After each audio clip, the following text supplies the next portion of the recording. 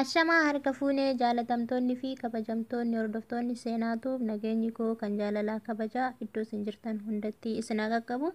Addallee viidiyoo biraatiin walitti deebinee jirra. Viidiyoon adda qabadhee isinii deebi'ee mijatti amma suuraa ishee irratti argitan tana jechuudha.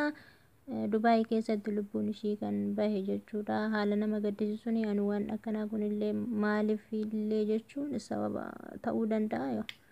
Namni kamuyyuu dhalatee kan du'arraa oolu hin jiru. Du'a akkanaa kana mootiyyuu rabbi sinaa oolchuun jedha. Waan isin biraan ga'uu qabuuf kan isin biraan gahe jechuudha. Warri dhageessanii warri hin dhageenyeef ammootiyyuu haala kanaan lubbuun namaatillee darbuu ni danda'a jettanii yaaduu dhiisuu dandeessanii. Anayyuu baay'ee natti ulfaata jechuudha. Dhugumaallee na jechisiise jechuudha. Akkam jedhamte intalli Dubaayii keessa kan ishiin jiraattu iddoo Jaarjiyaa Abuu Shagar kan jedhamu jechuudha. Achi iddoo san suppermaarketii jira jechuudha. Achi fooqii sanirra fooqii 15ffaarra kan ishiin jiraattu. Achirraa ilkaan na dhukkuba jetteet faarmaasii iddoo san jiru yookaan mootiyyuu akkabaabii san jiru buuteet dawaa ilkaanii kan ishiin bitatte. Dawaa ilkaanii bitattee ni liqimsiteedhani. Yeroo liqimsitetti qaamni ishii hoosuu afuufamuu jalqabee jedhuun akkuma dawicha liqimsiteen qaamni ishii afuufamuu yookaan mootiyyuu bobbokokuu jalqabee xiqqoo ishoo hin turre lubbuun ishii haala kanaan bahe jedhanii. Kana wanni taa'amee hin dhukkubne homaa hin taane dawaa akkamiiti kan isaan safara sanitti gurguranii poolisoonni fuudhanii reenfa ishii marammarsiisuudhaaf fuudhanii ijoollee ammootiyyuu waliin jirtullee gaaffiidhaaf fudhatanii deemanii garuu hagammaatitti wanni irra gahame hin jiru.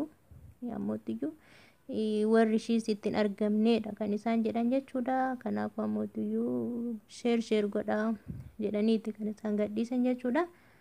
Kana rabbi bakka hundatti kan nama eegu isuma.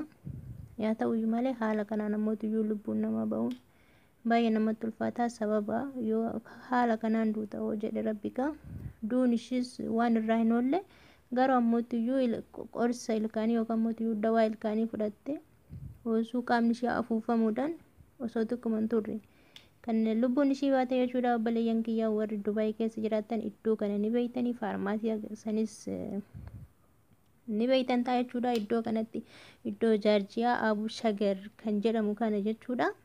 Kanaaf ammootiyyuu qorsa akkamitti achitti gurguranii qorsa ilkaanii kan fudhatan osoo kan qaama namaa hiiteseetiin yookaan ammootiyyuu bobbokoyse kan nama ajjeesu kun dhugumatti gaafi natti ta'e jechuudha. Ajaja yoo ta'e ajaja. Akkanaa yaa obboleeyyan kiyyaa bakka isin jirtan hundatti rabbi isin faana yaa ta'u kan nagahan biyya keessanii isin baase nagahan maatii keessanitti isin haa deebisuun jedha. Biyya arabaa kamirrayyuu jirtan jechuudha. Kun ammootiyyuu du'a dingataati. Rabbi kanarraa isin haa eeguun isiniin jedha. Hiriyoota keessaniif sheer gochuu hin dagatina.